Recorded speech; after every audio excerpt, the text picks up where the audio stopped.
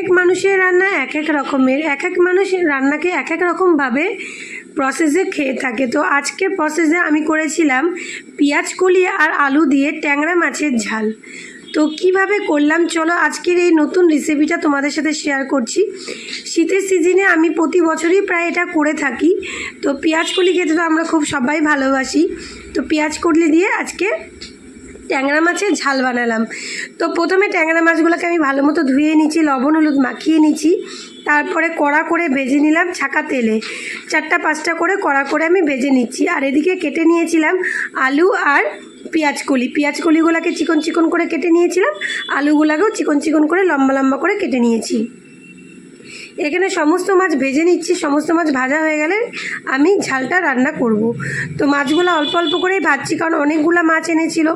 আর ট্যাংরা মাছ খুব নরম মাছ, একটা আর একটার গায়ে লেগে গেলে দেখো ভেঙে যাচ্ছে। আমি মাছগুলোকে খুব ধীরে ধীরে নাড়াচাড়া করছি যাতে ভেঙে না যায়। তো এখানে সমস্ত মাছ প্রায় আমার ভাজা কমপ্লিটেরই দিকে।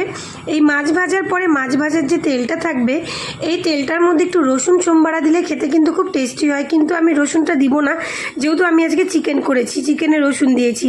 তো যাই হোক, জিরা ফোড়ন দিলাম, সাদা জিরা ফোড়ন দিয়ে ওই তেলের মধ্যে পেঁয়াজ কলি আর আলুগুলাকে ছেড়ে দিলাম। আর ছেড়ে দিলাম 2 টুকরা টমেটো, ছেড়ে দিয়ে একটু নাড়াচাড়া করব। এই পেঁয়াজ কলিটা যেমন আমরা লাল লাল করে ভাজি, ওরকমভাবেই লাল লাল করে ভাজবো, ভেজে নিয়ে রান্নাটা আমি করব। তো লাল লাল করে এখানে পেঁয়াজ কলিটাকে ভেজে নিচ্ছি। আর ওপর দিয়ে দিব স্বাদ মতো লবণ, স্বাদ মতো হলুদ।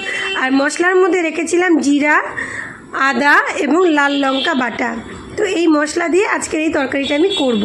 তো আমি রীতিমতো দিয়ে দিলাম মশলাটা দেওয়ার পর এই যে টমেটোগুলোকে একটু থ্যাতা থ্যাতা করে দিলাম, তাহলে টমেটো থ্যাতা করে দিলে খেতে খুব টেস্ট হবে। তারপরে মাছগুলো ওপর দিয়ে ছেড়ে দিলাম। মাছগুলো ছেড়ে দেওয়ার পর আবার একটু নাড়াচাড়া করে নিচ্ছি। নাড়াচাড়া করার পরে আমি এর ওপর দিয়ে অল্প সামান্য পরিমাণে জল দিব। মানে জলটা দিব এই কারণে যাতে মাছগুলো এবং এই যে এখানে যে আলু পেঁয়াজ কলি আছে এগুলো একটু যাতে সেদ্ধ হয়ে যায়। তো দেওয়ার পরে আমি একটা থালা দিয়ে রীতিমতো ঢেকে দিচ্ছি, তাহলে সুসিদ্ধ হবে। ঢেকে দেওয়ার পরে আমি কিছুক্ষণ বাদে থালাটা সরিয়ে নিব।